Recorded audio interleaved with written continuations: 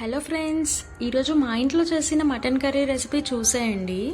So ముందుగా ఒక అర కేజీ మటన్ తీసుకొని నీట్గా వాష్ చేసి 2 నుంచి 3 సార్లు వాష్ చేసి పక్కన పెట్టుకోవాలి.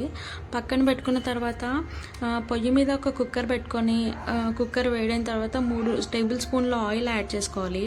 ఆయిల్ వేడైన తర్వాత అందులోకి మనం సన్నగా తరిగి పెట్టుకున్న 2 ఉల్లిపాయ ముక్కల్ని అలాగే 2 పచ్చిమిర్చి చీలికల్ని యాడ్ చేసుకోవాలి. ఉల్లిపాయ కొంచెం సాఫ్ట్ అయిపోయిన తర్వాత కొంచెం పసుపు అలాగే జింజర్ గార్లిక్ పేస్ట్ యాడ్ చేసుకోవాలి, అల్లం వెల్లుల్లి పేస్ట్. సో నాన్ వెజ్ కర్రీస్లోకి ఎప్పుడైనా సరే అల్లం వెల్లుల్లి పేస్ట్ ఫ్రెష్ యాడ్ చేసుకుంటేనే చాలా టేస్టీగా ఉంటుంది. ఒకసారి కూడా ట్రై చేయండి. సో దీంట్లోకి నేను ముందుగా తరిగి పెట్టుకున్న టమాటా ముక్కల్ని యాడ్ చేస్తున్నాను. ఇన్ కేస్ పెద్ద సైజ్ టమాటాలు అయితే 2, చిన్న సైజు అయితే 3 టమాటాలు యాడ్ చేయండి.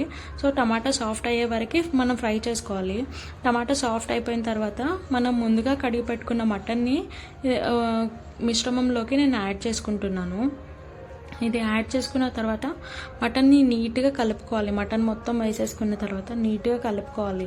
మటన్ నీట్గా కలుపుకున్న తర్వాత మనం ఒక 2 నుంచి 3 నిమిషాలు లో ఫ్లేమ్లోనే కొంచెం కుక్ చేసుకోవాలి.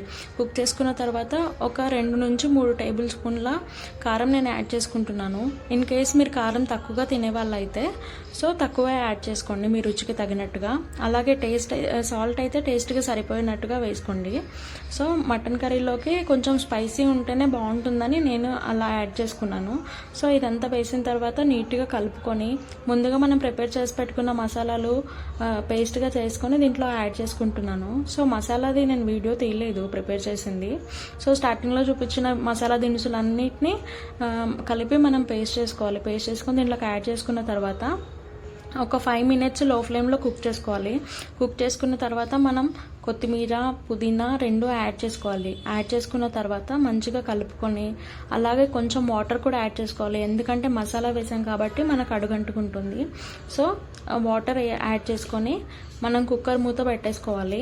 యాక్చువల్లీ ఇక్కడ వచ్చేసి మాకు కుక్కర్ పని చేయట్లేదు, లైక్ విజిల్ పెట్టడానికి రావట్లేదు. సో అలా అని చెప్పేసి నేను క్యాప్ పెట్టేసి దానిపైన బరువు పెట్టాను అనమాట. ఎలాగైతే మనం బిర్యానీకి దమ్ పెట్టుకుంటామో అలా. సో నేను ఒక 45 మినిట్స్ ఉడికించాను. ఎందుకంటే మటన్ ఉడకడానికి ఎక్కువ టైం పడుతుంది కాబట్టి నేను ఒక 40 to 45 మినిట్స్ నేను ఉడికించుకున్నాను. చూడండి, మూత తీసి చూసేసరికి మటన్ కర్రీ రెడీ అయిపోయింది.